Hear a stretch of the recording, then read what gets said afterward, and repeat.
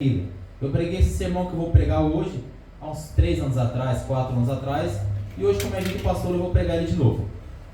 Eu vou pregar sobre o apóstolo Paulo.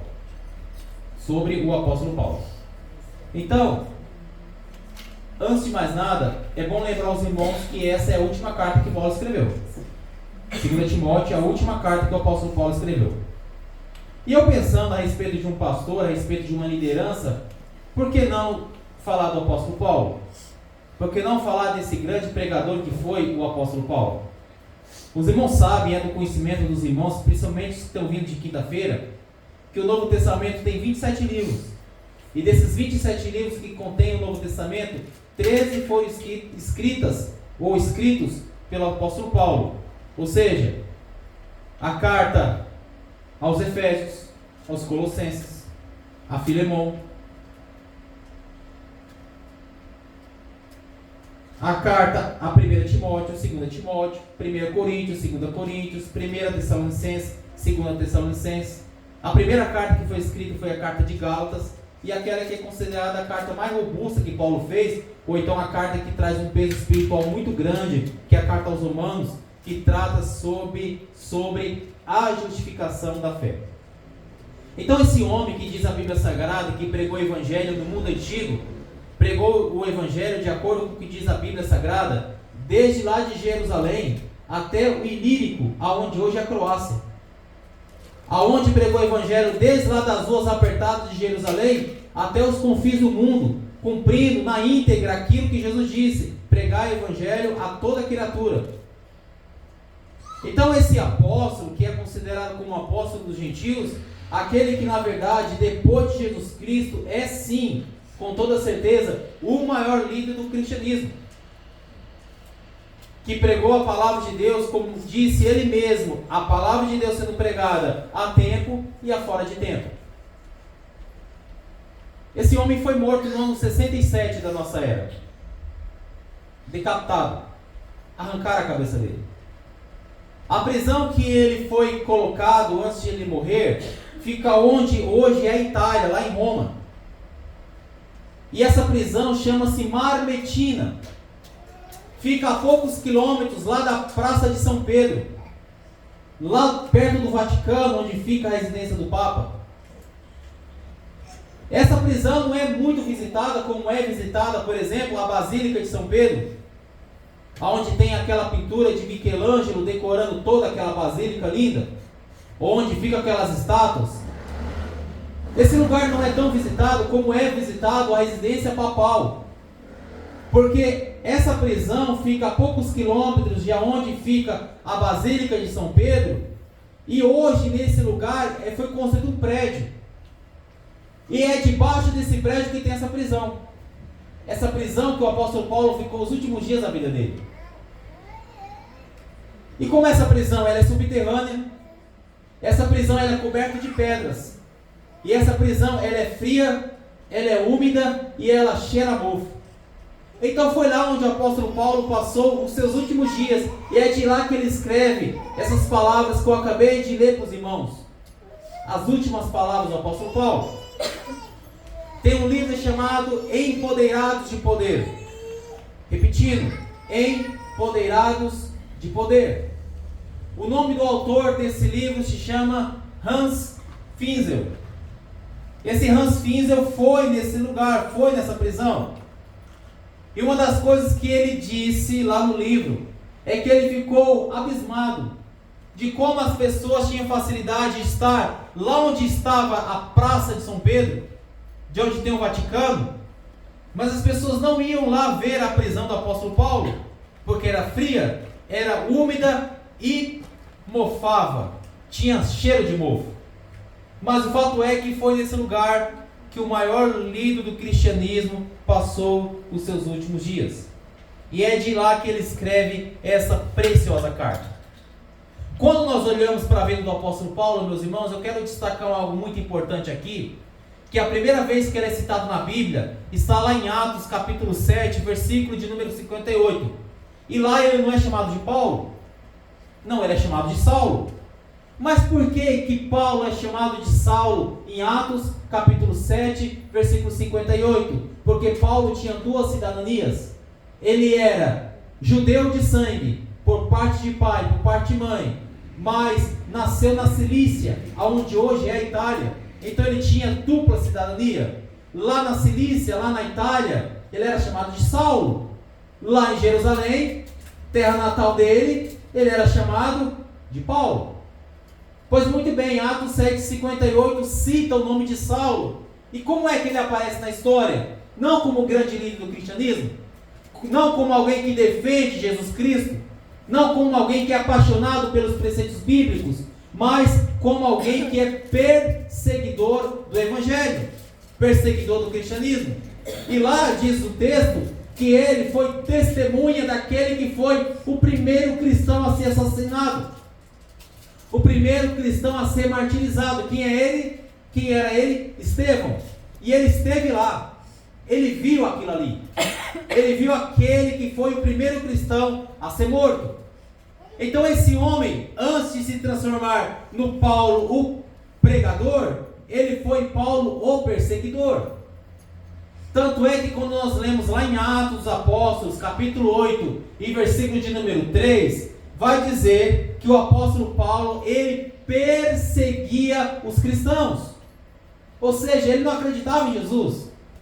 Diz Atos capítulo 8, versículo 3, que ele não apenas perseguia os cristãos, mas ele arrastava homens e mulheres e colocava eles dentro da prisão. Ele era um homem sanguinário. Um homem sanguinário. Ele não apenas mexia no exterior, não apenas flagelava o corpo dos homens e das mulheres, mas também mexia na alma. Como é que você mexe na alma de alguém? Quando você faz com que essa pessoa fale aquilo que ela não quer falar.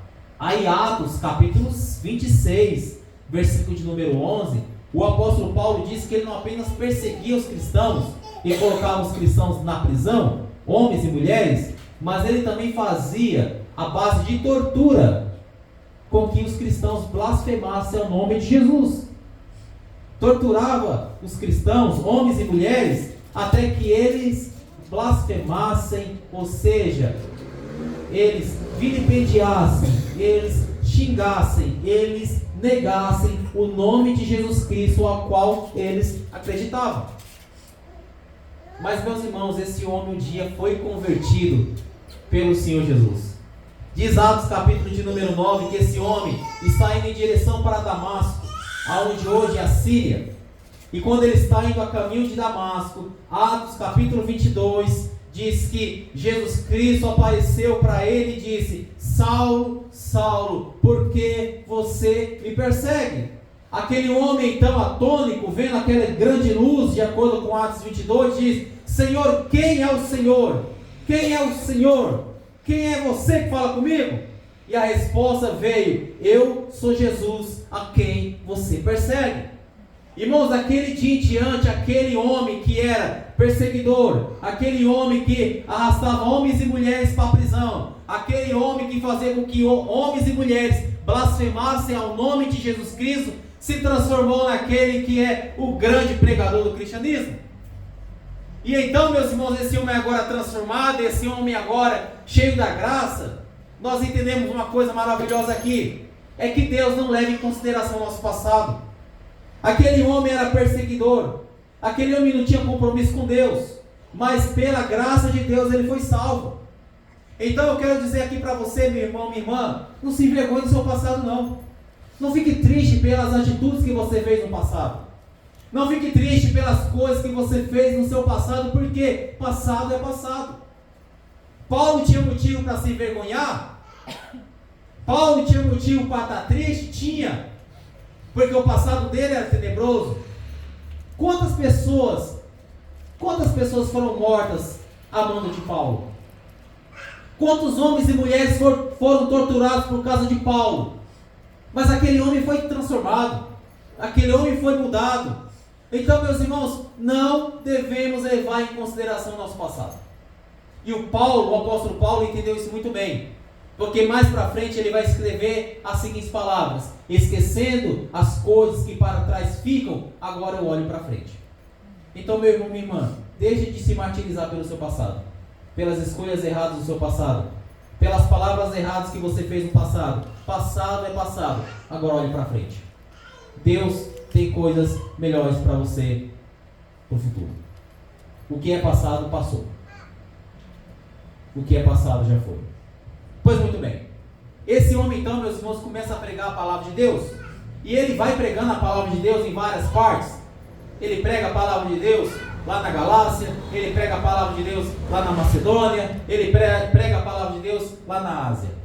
Irmãos, foram mais de 30 anos pregando a palavra.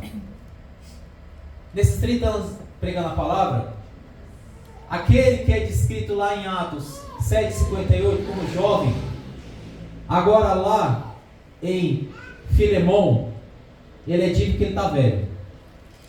Então Paulo está velho. E depois de mais de 30 anos pregando a palavra, depois que ele foi transformado, esse homem está velho, dentro de uma prisão, e escreve essa última carta.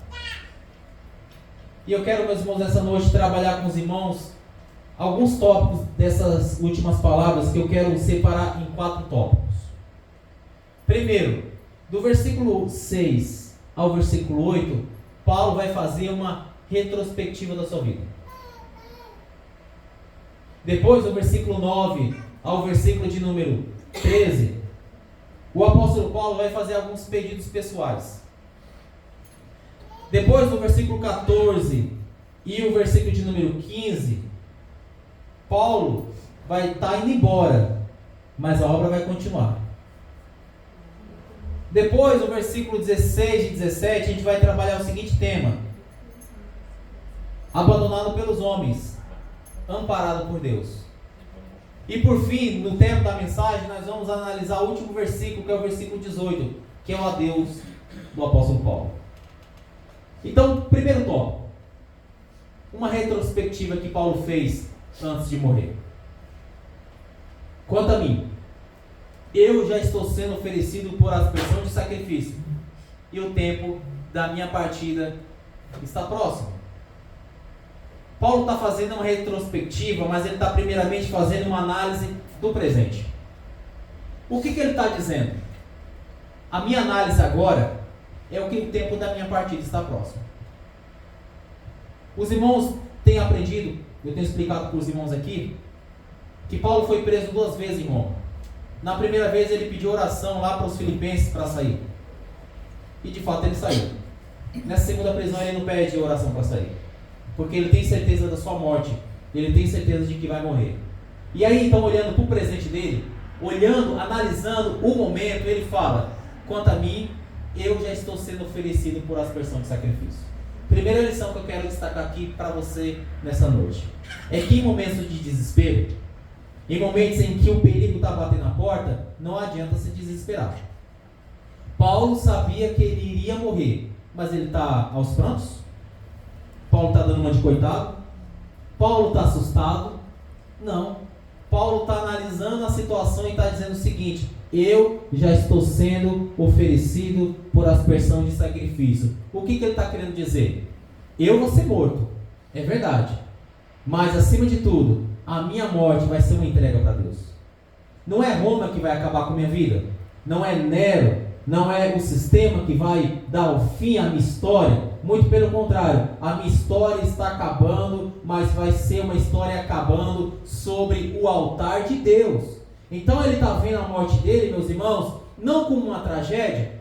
Ele está vendo a morte dele não como algo que ele não merecia receber. Ele não está se vitimizando, ele não está dando uma de coitado, muito pelo contrário. Ele está vendo aquela situação que é complicada, porque ele vai morrer, mas ele está tendo a seguinte convicção: eu estou morrendo sim, mas vai ser para a glória de Deus. Segunda coisa que ele ainda vai mencionar aqui é que o tempo da partida dele está próximo. Meus irmãos, essa palavra é muito interessante, porque Paulo aqui está querendo dizer que a partida dele é o quê? A morte. É ou não é? E o tempo da minha partida está próximo. O que ele está se referindo, João? A morte dele. Só que eu acho interessante, meus irmãos, é que essa palavra, ela tem alguns significados que eu quero compartilhar com os irmãos. Quando Paulo fala que a partida dele está próxima, ele está querendo dizer algumas coisas. Primeiro, essa palavra no texto original significa, primeiro significado, significa que a pessoa ela está descansando de um trabalho. Ou seja, a pessoa está ao término de um trabalho. Então, o morrer para o cristão, meus irmãos, não é o fim, é o descansar do trabalho aqui. É o descansar das tarefas aqui. Um outro significado é que ele está desarmando uma tenda. Ou seja, algo temporário. Está indo em direção à morada permanente. O que Paulo está dizendo? A minha partida significa o seguinte: a minha tenda eu estou desfazendo, porque é temporária, mas eu estou indo em direção à minha morada permanente no reino dos céus. Mas um último significado para a partida é que essa palavra também significa a travessia. O que Paulo está dizendo? Eu estou partindo em direção à minha última viagem. Em mais de 35 anos pregando a palavra de Deus, ele andou muitas vezes no mar Mediterrâneo, percorreu o mar Adriático, andou pelo mar Egeu, só não andou pelo mar Atlântico que banha aqui as Américas, mas esse homem cruzou os mares. O que ele está dizendo? Eu estou indo fazer minha última viagem, eu estou indo para Canaã Celestial. E o tempo da minha partida está próximo. Então, essa é uma análise quanto ao presente.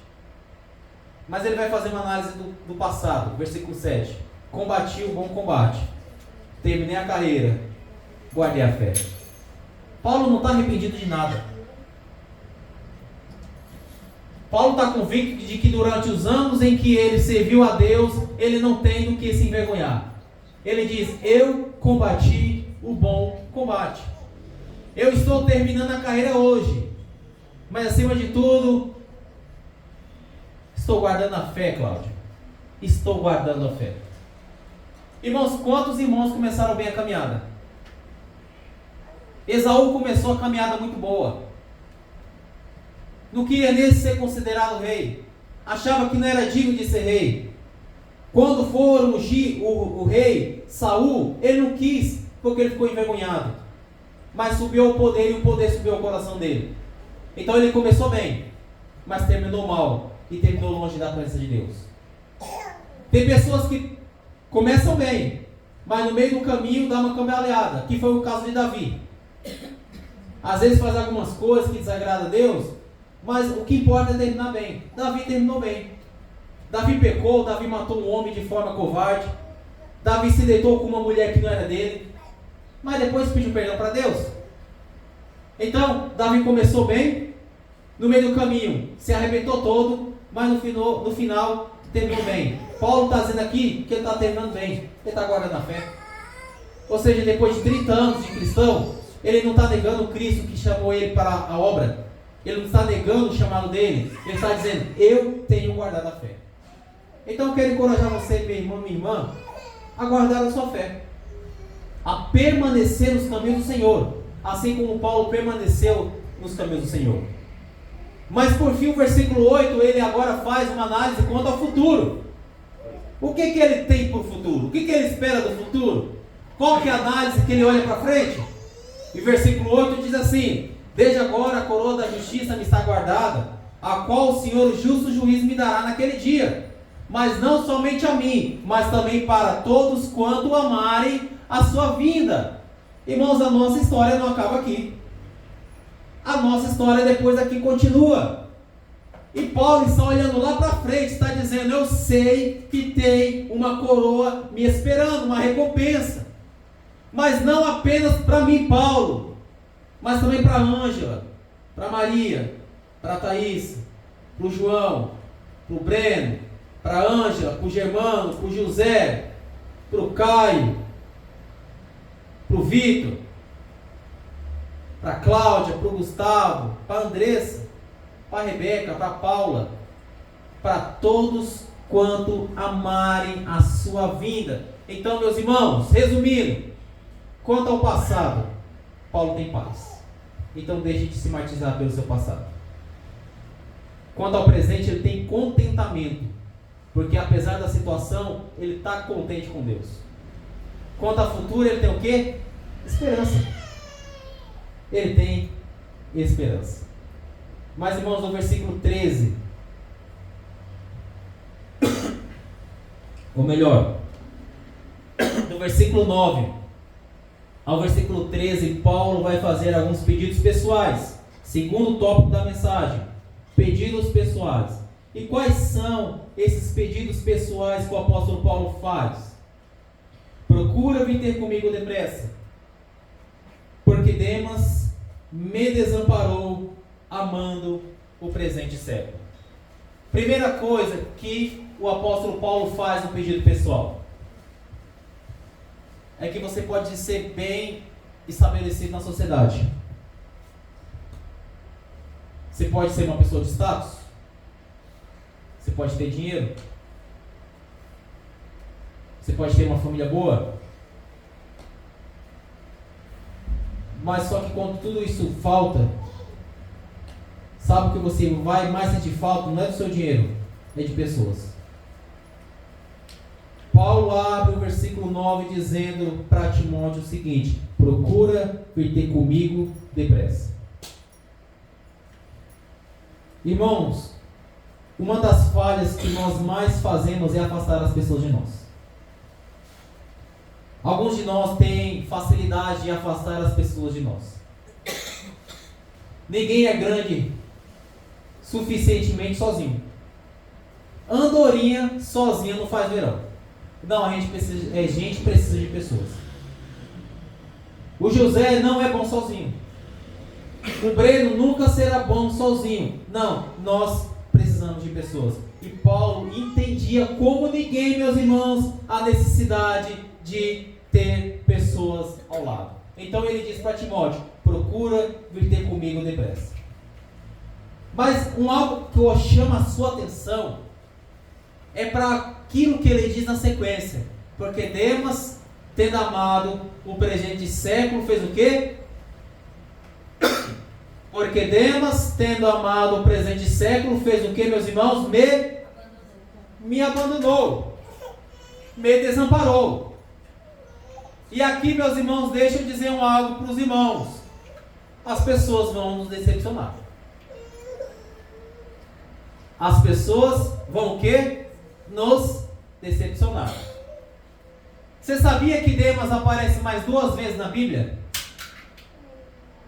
Então no total ele aparece 3 vezes na Bíblia para a gente entender quem é esse rapaz aqui, quem é o Demas. Uma vez é aqui, que nós estamos lendo o texto. Outra vez ele vai aparecer lá em Colossenses capítulo 4, versículo 14. E depois vai aparecer lá em Filemão, que tem só um capítulo, então nós chamamos de versículo, no versículo 24. Como é que Colossenses 4,14 e Filemão 24 resume Demas? Como é que Paulo resume Demas? Meu companheiro. Meu companheiro. Então deixa eu dizer algo para o irmão e para a irmã. Para vocês que estão aqui nessa noite. Pessoas que são seu companheiro e sua companheira não significa que eles estarão com você quando você mais precisar. No passado, Demas era um companheiro. Ele resume Demas como companheiro. Ele coloca a seguinte palavra: meu cooperador, meu amigo. Passou alguns anos. O que Demas fez com Paulo? Me desamparou. Então, meus irmãos, não se decepcione quando você não receber ajuda de alguém que você esperaria que iria te ajudar. Não fique triste. Não fique triste. Mas sabe o que causou tristeza no coração do apóstolo Paulo? É que pessoas passam na nossa vida e vão embora, é verdade. Pessoas passam na nossa vida e vão embora, e é verdade. Mas o triste é o caminho que Deus escolheu. Demas não passou na vida do apóstolo Paulo e foi embora como alguém que vai embora para Tessalônica, apenas para Tessalônica, porque mudou de lugar, porque mudou de endereço. A tristeza de Paulo não é porque Demas foi para Tessalônica. A tristeza de Paulo é porque Demas desistiu da fé. É porque Demas desistiu do cristianismo. É porque Demas passou a amar o presente século. Porque Demas passou a amar o mundo. Demas passou a amar o mundo. Mas continuando.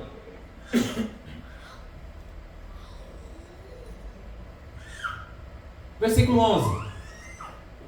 Toma João Marcos e traze contigo, porque ele me é muito útil ao ministério. Esse é mais um pedido pessoal de Paulo. Primeiro, venha ter comigo depressa, porque Demas me desamparou. Segundo pedido pessoal de Paulo, traz João Marcos, porque ele me é muito útil para o ministério. Deixa eu dizer algo para o irmão, para a irmã. Paulo é o grande líder do cristianismo, é verdade. Mas até os grandes homens e mulheres de Deus têm os seus pés de barro.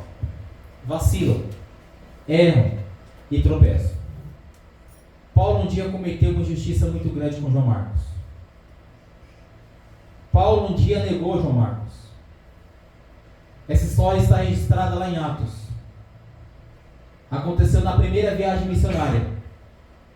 Na primeira viagem missionária estava Paulo, estava Barnabé. Quem estava acompanhando eles? João Marcos. João Marcos era um jovem. Quando eles chegaram em uma região chamada Perge da Panfilha, o João Marcos falou: vou embora. Estou zarpando. Quero isso aqui não. Isso aqui não é para mim não. Estou indo embora. Vou voltar para minha casa. Vou voltar para Jerusalém. E foi embora. No meio da viagem. No meio da obra. Deixou lá o tio dele, o Barnabé, e o irmão Paulo sozinho na viagem. Teve a segunda viagem missionária. Quando foi fazer a segunda viagem missionária, o Barnabé chegou para o Paulo e falou: Paulo, então João Marcos quer ir com a gente. Paulo falou: o quê? O Barnabé: o Marcos quer ir com a gente. João Marcos, meu sobrinho. O Paulo: não, comigo ele não vai não. Aí o Barnabé: ô Paulo, para com isso, deixa o menino ir. Aí ele falou: de jeito nenhum, Barnabé, o Marcos não vai comigo de jeito nenhum não. Ele que abandonou a gente lá em Perge da Panfilha, na metade da obra, na metade da viagem, comigo ele não vai. A Bíblia fala, meus irmãos, que teve uma discussão tão grande entre Paulo e Barnabé, que os dois nunca mais puderam andar juntos. Porque Paulo não queria que Marcos fosse, e Barnabé não abria mão de Marcos. Aí o que aconteceu? Os dois se dividiram, cada um seguiu o seu caminho. O que Paulo fez ali? Paulo jogou de lado, escanteou o João Marcos. Ou seja, o que Paulo falou? Em outras palavras, para mim Marcos não presta. Mas o que ele está dizendo aqui na última carta? Traze João Marcos, porque ele me é muito útil.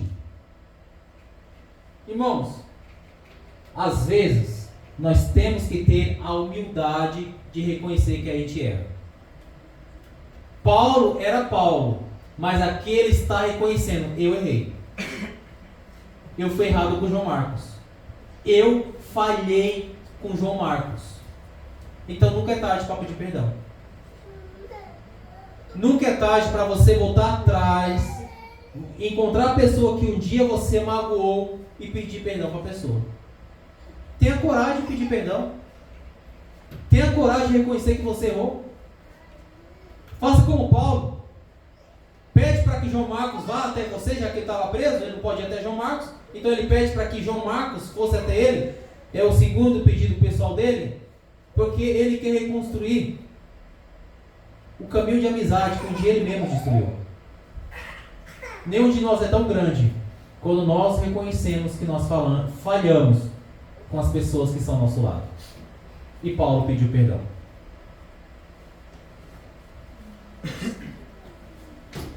Versículo 13, terceiro pedido pessoal de Paulo.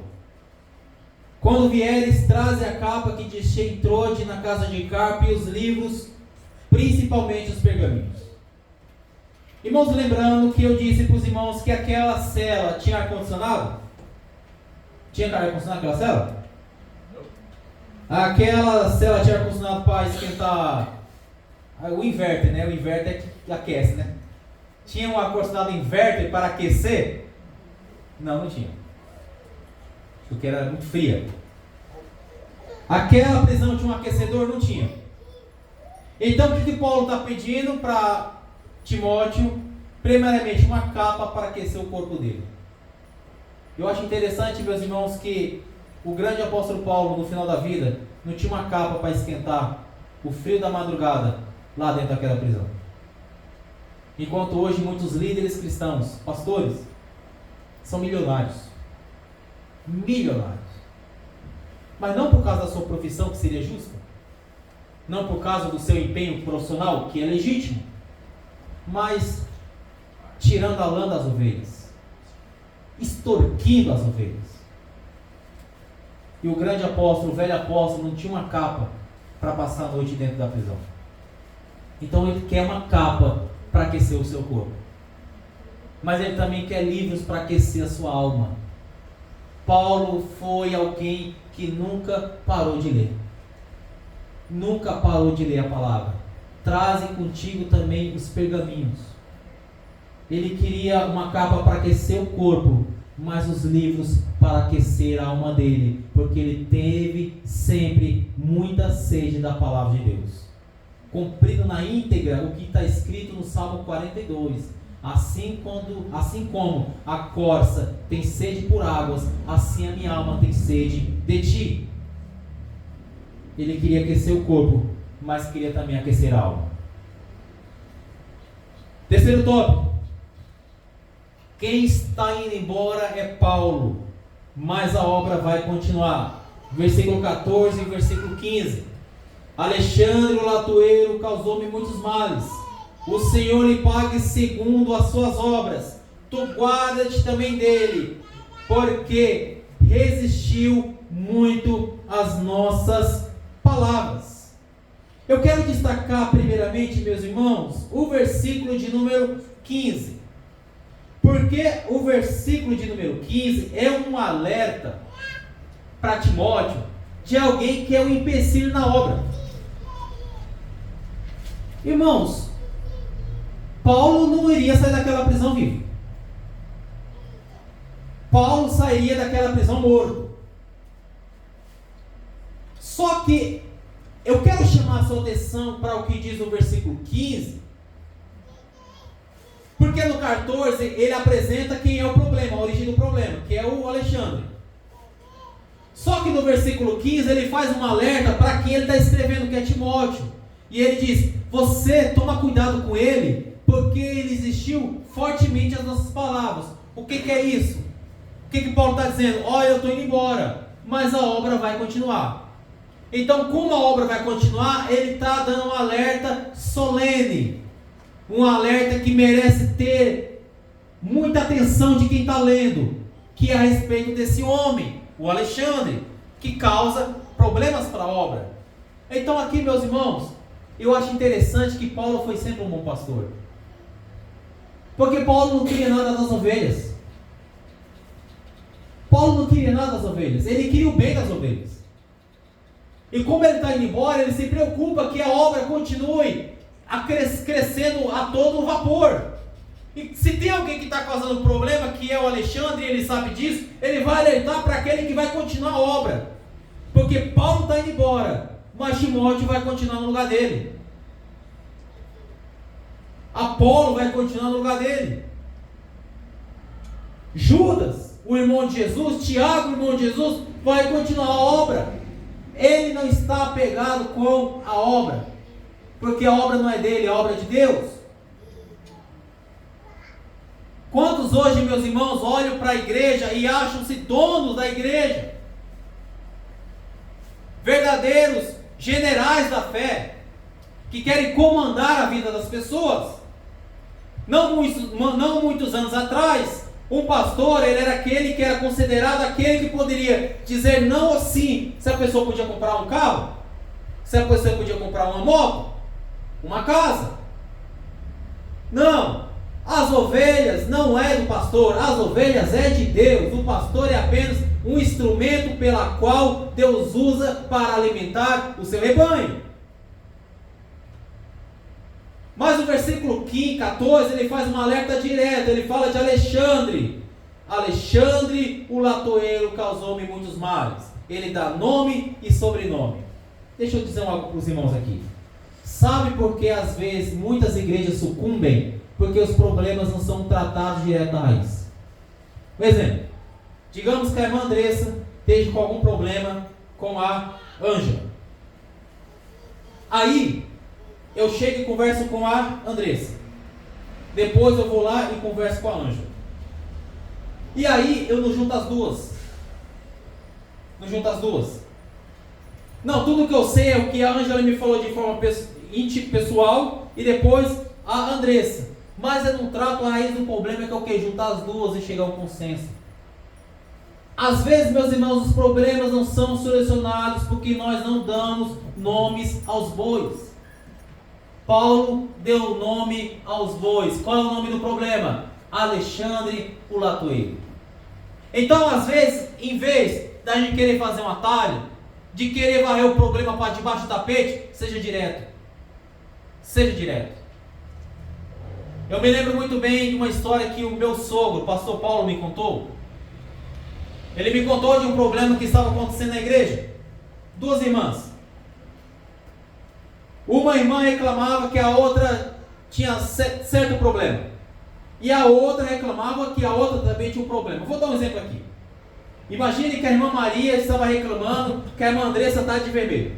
Ah, eu não gosto de vermelho, ó, a Andressa vem de vermelho, isso está me incomodando muito. Olha, pastor, isso aqui está acabando com minha fé, eu não quero ir para a igreja porque a Andressa vem de vermelho. E a Andressa chegou para mim e falou assim: ó, pastor Francisco, é o seguinte, eu não gosto que a irmã Maria venha de preto, porque o preto não é de Deus, eu não gosto desse negócio de roupa preta, isso para mim é um problema. Aí o que o pastor Paulo fez? No problema de lá. O pastor Paulo juntou as duas, meu sogro, juntou as duas. E aí quando juntou as duas, sabe o que aconteceu? Nenhuma teve coragem de dizer o que falava pelas costas.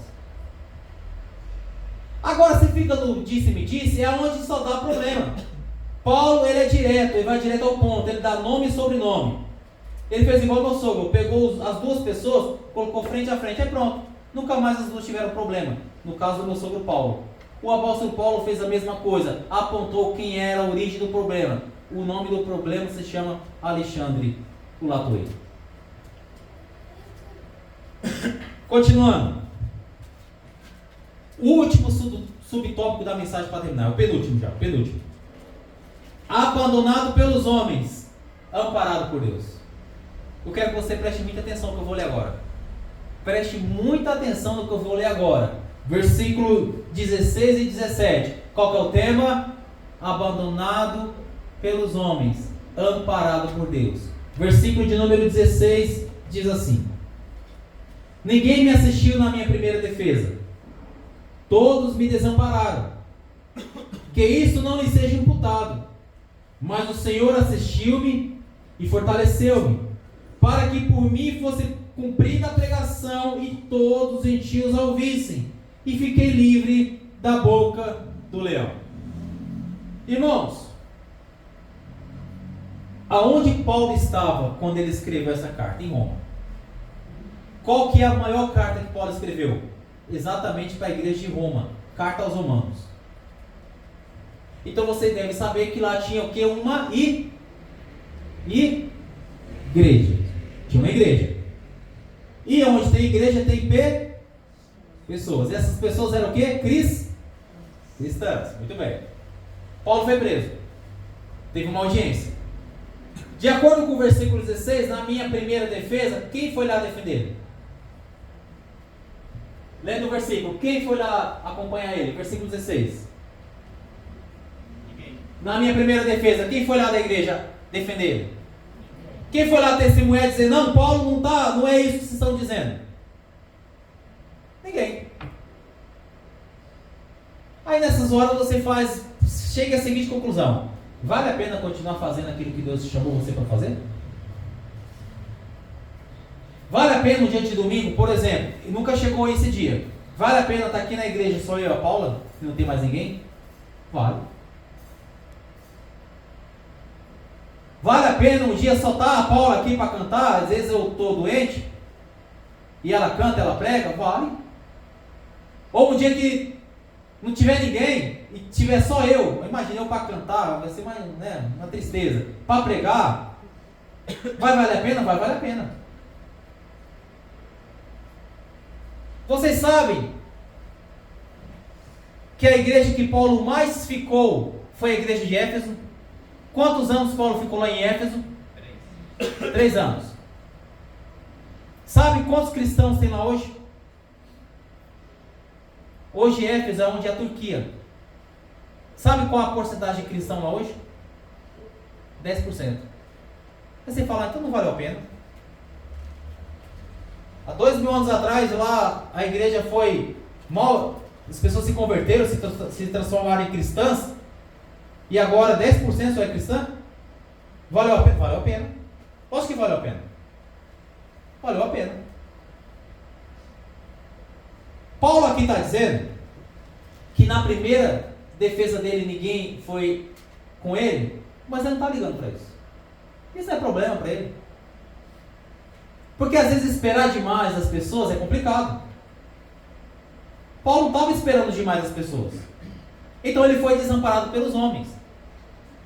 Só que o desamparo que Paulo tem aqui, meus irmãos, é mais doloroso, porque vem das pessoas que ele cuidava diariamente. Pessoas que ele pregou para elas, que ele cuidou delas. E ninguém foi lá na audiência para defender ele. Então ele perdeu o apoio dos próprios membros da igreja. Lembrando qual foi a primeira perda de apoio que ele teve? Da liderança. O Demas fazia parte da liderança, era um obreiro, um companheiro, um cooperador. Desistiu, foi para Tessalônica amando esse presente século. Mas agora é que é a igreja que desampara o apóstolo Paulo. É a igreja que não vai ninguém lá para defender ele na primeira audiência. A audiência terminou. E sabe como é que Paulo saiu lá da audiência? Carimbado. Sentença da morte. Paulo vai morrer. Porque ninguém apareceu para defender o apóstolo Paulo. Mas João, ele foi desamparado pelos homens, mas foi amparado por Deus. Versículo 17. Olha o que diz o versículo 17. Se em 16 ele foi desamparado pelos homens, agora no 17 ele é amparado por Deus. 17. Mas o Senhor assistiu-me e o que? Me fortaleceu. Irmãos, quando todo mundo te abandonar, quando as pessoas que você esperava fossem te ajudar e não te ajudaram, há alguém que não desampara a gente. Há alguém que sempre vai nos fortalecer. Então, em algumas situações, meus irmãos, nós seremos, sim, abandonados pelos homens, mas nunca desamparados por Deus. Jesus prometeu-nos lá em Mateus 28, eu vou estar com vocês todos os dias, até o fim dos séculos. Não há um momento que Deus não desampare. Mas eu quero aqui, meus irmãos, eu quero aqui mostrar para os irmãos que o apóstolo Paulo está indo embora, mas não está magoado com ninguém. No coração de Paulo não tem espaço para mágoa. No coração do apóstolo Paulo não tem espaço para ficar rancoroso com ninguém. Por quê? Ele podia ficar rancoroso porque o Demas foi embora. Ele podia ficar rancoroso porque a igreja, ninguém foi lá defender ele. Só que ele está feliz. Por que ele está feliz? Porque o versículo diz assim: mas o Senhor assistiu-me e fortaleceu-me para que por mim fosse cumprida a pregação e todos os gentios a ouvissem, e fiquei livre da boca do leão. O que Paulo está dizendo aqui? 16, ele foi desamparado pelos irmãos. 17, ele é amparado por Deus. Qual que é o resultado? Então ele pode pregar. E com isso, a pregação foi plenamente cumprida e todos os gentios a ouviram. Ou seja, como ele foi amparado por Deus, ele pôde fazer aquilo que ele foi chamado, que é o quê? Pregar a palavra. E o fato dele pregar a palavra, por ele ser amparado por Deus, fez com que ele fosse livre do quê? Da boca do leão. Agora, que leão é esse aqui? De que leão ele foi livre? Quem é esse leão? Não é o leão de Apocalipse 5:5. Porque Apocalipse 5:5 diz que o leão é o leão da tribo de Judá. E quem é o leão da tribo de Judá? Jesus. Então esse leão não é Jesus. Porque esse leão que está amparando ele, que leão é esse aqui? É o leão que nós vamos aprender quando nós estivermos estudando aqui a epístola de Pedro, 1 Pedro. É Satanás. Satanás lá em Pedro é falado que ele é um leão que fica ao nosso derredor buscando alguém que possa tragar. O que Paulo está dizendo? Como eu não fiquei com raiva, com ódio, decepcionado, com o coração amargurado com Demas, não fiquei triste, desanimado, com ódio, amargurado com a igreja que me desamparou, o Senhor me fortaleceu, eu preguei a palavra e Satanás não me devorou. Por quê? Porque eu não me deixei levar por ódio, por raiva, por rancor, por sentimento de vingança com ninguém. O Senhor fortaleceu ele e ele pôde fazer aquilo que ele foi chamado para fazer. Mas eu quero finalizar a mensagem. E o final da mensagem é o versículo 18. O adeus de Paulo. Dizem que normalmente as últimas palavras de um homem resumem muito bem a sua essência. Vou repetir. As últimas palavras de alguém resumem muito bem a sua essência. Você já viu alguém dizer as suas últimas palavras antes de morrer? Você já viu alguém morrendo e ela proferir alguma palavra? Alguns anos atrás, meus irmãos, eu vi um vídeo.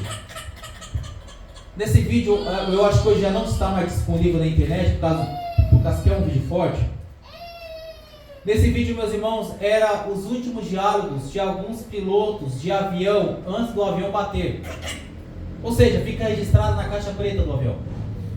E lá tinha vários acidentes.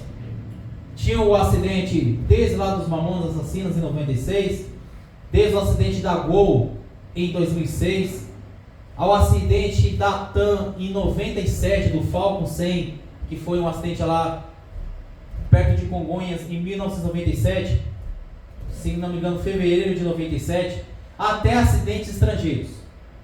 E lá, nesse compilado de áudios, tinha vários áudios. A maioria dos áudios, as últimas palavras dos pilotos, porque os pilotos são os únicos que veem até a hora do avião bater, eles veem tudo. Fica na cabine e eles veem tudo. Desde a hora que o avião está embicando, até quando ele está se aproximando, eles veem tudo. E são esses diálogos que eu ouvi na época. A maioria dos diálogos era dos pilotos clamando por Deus. Meu Deus, ai, tem misericórdia. Clamando por Deus. Então as últimas palavras de alguém resumem muito bem a sua essência. Só que teve um áudio lá que me chamou a atenção. Não era aqui do Brasil, era americano. E você sabe que na televisão, quando alguém fala um palavrão, ele fala o quê? Aquele pi, pi, o pessoal vai falar palavrão, aí a televisão fala pi, e no áudio tinha esse pi. Por mais que era palavrões em inglês, mas tinha o pi. E o que me chamou a atenção nesse acidente? É que o piloto, quando o avião estava caindo, ele falou palavrão. Desde a hora que o avião começou a despencar até a hora que ele bateu no chão. Só palavrão. Ai, não sei o que, pi, ai, não sei o que, pi, ai, pi. Bateu. Morreu. Então, as últimas palavras de alguém resumem muito bem a sua essência. E qual foi a última palavra de Paulo? Versículo 18. O Senhor me livrará de toda obra má e me levará salvo para o seu reino de glória. A Ele, glória pelos séculos dos séculos. Amém. Isso resumiu o apóstolo Paulo. Eu estou indo embora para um lugar melhor. E eu estou partindo salvo. Combati o bom combate, terminei a carreira, guardei a fé.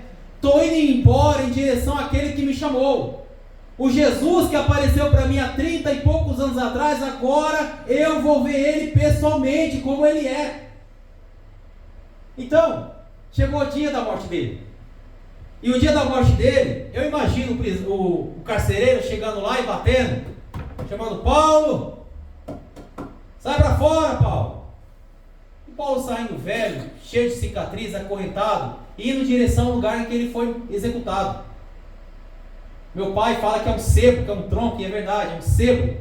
É um tronco que na época também chamava de patíbulo, onde a pessoa colocava a cabeça.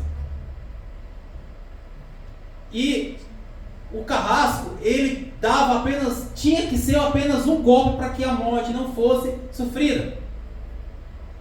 E aí, eu imagino, nas palavras do autor Charles Swindoll, ele diz que imaginava o carrasco falando para Paulo: Paulo, tenta ficar desse jeito, se arrumar dessa forma, porque se Paulo ficasse de uma forma errada, o carcereiro ia errar a machadada. E aí a cabeça dele não ia de primeira, aí ia ter que dar a segunda e ia ser sofrido. Charles Swindoll fala algo maravilhoso no livro dele. E ele disse que Paulo poderia ter dito a seguinte palavra: não importa a posição do pescoço quando o coração está tranquilo. Ou seja, Paulo está em paz com ele mesmo. Se ia ser de primeira a morte dele, se ia ser 2, se ia ser 3 golpes, não importava, ele estava em paz consigo mesmo. Bom, ele colocou o pescoço lá no sebo, lá no patíbulo, e o carrasco, com um golpe só, arrancou a cabeça do apóstolo Paulo. Então, o corpo caiu para um lado, cabeça rolou para o outro, sangue varreu o chão. E a última coisa que Paulo fez nessa vida foi fechar o olho. Mas quando ele abriu, ele viu Jesus como ele é. Quando ele abriu, cumpriu aquilo que ele disse lá em 1 Coríntios capítulo 13, versículo 13: hoje eu vejo como espelho, mas um dia eu verei Jesus como ele é. Ele fechou o olho aqui uma última vez, mas quando abriu, viu o rosto de Jesus como é. E Paulo já está há mais de 2000 anos ao lado de Jesus. Então, aqui na terra caiu um mártir, alguém perseguido, um corpo, mas no céu foi recebido um príncipe de Deus. Então, olhe para cá, preste muita atenção. Essas são as últimas palavras do apóstolo Paulo. Quanto a mim, eu já estou sendo oferecido por aspersão de sacrifício, e o tempo da minha partida está próximo. Combati o bom combate, terminei a carreira, guardei a fé. Desde agora a coroa da justiça me está guardada, a qual o Senhor, o justo juiz, me dará naquele dia, mas não somente a mim, mas a todos quantos amam a sua vinda. Procura vir ter comigo depressa, porque Demas, tendo amado esse presente século, me desamparou e foi embora para Tessalônica. Crescente foi para a Galácia, Tito para a Damácia. Somente Lucas está comigo. Toma João Marcos e traze contigo, porque ele é muito útil para o ministério. E quanto a Tíquico, envia até Éfeso. Quando vieres, traze a capa que deixei em Trode na casa de Carpo e os livros, principalmente os pergaminhos. Alexandre, o latoeiro, causou-me muitos males. Tu guarda-te também dele, porque ele resistiu fortemente às nossas palavras. Na minha primeira defesa ninguém me assistiu, antes todos me abandonaram. Mas que isso não lhe seja imputado, porque o Senhor me assistiu, o Senhor me fortaleceu. E através de mim a pregação foi plenamente cumprida. Com isso, eu fiquei livre da boca do leão. E o Senhor me livrará de toda obra má, e me levará salvo para o seu reino celestial. A Ele, glória, pelos séculos dos séculos. Amém. Assim o apóstolo Paulo fechou as cortinas da vida dele, tributando não a ele, mas ao Senhor Jesus, toda a honra e toda a glória. Para mim, pastor Francisco José da Silva, não tem outro referencial de maior pastor na história do cristianismo do que a história do apóstolo Paulo. Amém? As suas palmas glorificam e exaltam ao nome do Senhor Jesus.